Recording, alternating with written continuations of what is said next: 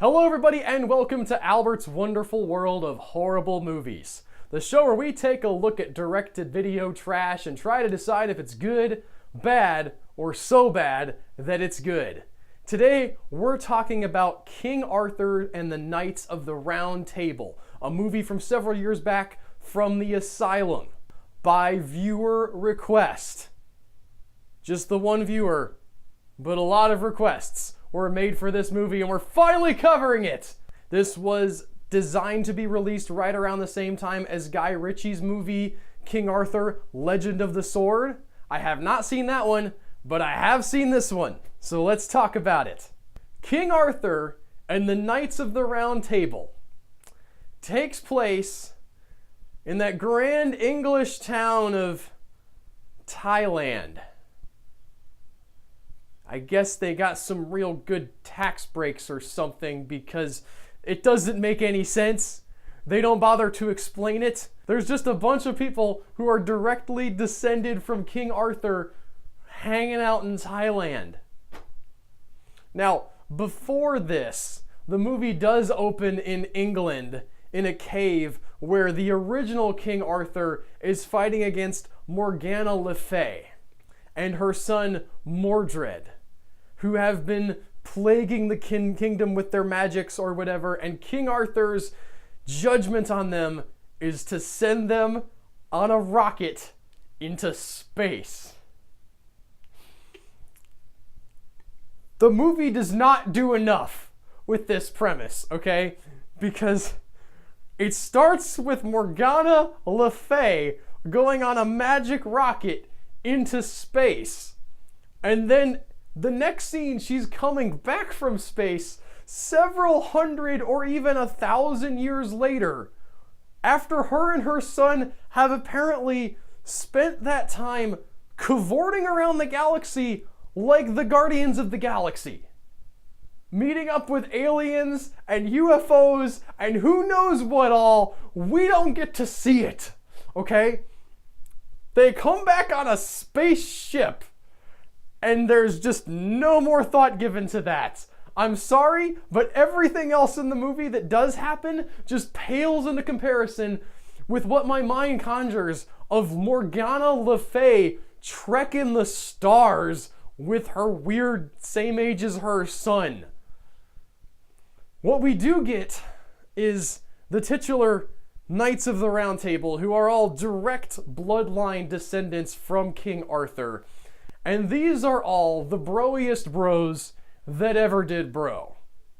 They've got some girls in the group, okay? But they're still bros. And the joy of this movie comes from watching these actors try to act.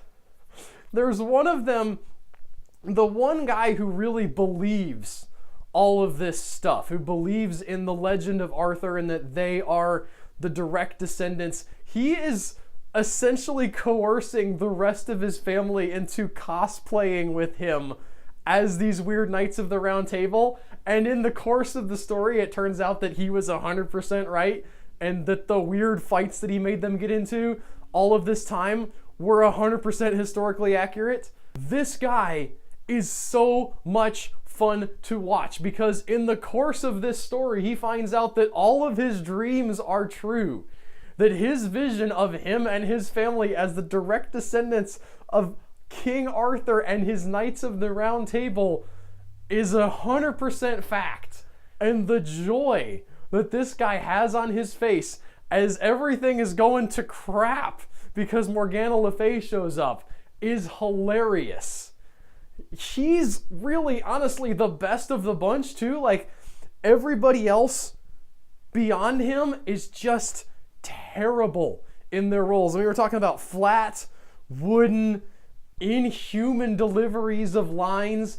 I normally am able to couch my words a little bit when I'm talking about acting in an Asylum film because, yes, you will have some actors that are kind of wooden, not the best. But then you'll have people who are legitimately trying and maybe they aren't winning an Oscar or anything, but they're doing a character, okay? They're making a good choice and it might not be Anthony Hopkins, all right? But they're doing okay. This movie does not have that. This movie has overacting, underacting, just people reading their lines off of a paper. It's completely amateur hour on the acting side. And I can forgive all of it because of the ending. Now I'm about to spoil the ending of King Arthur and the Knights of the Round Table for you. If you still wanted to watch it, this is the place to turn the video off.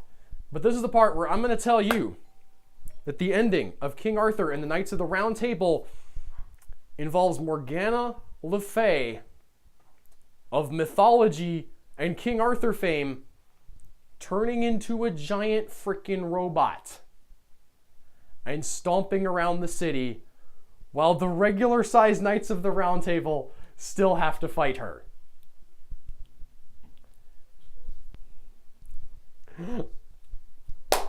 It's the best, okay? It's just the best.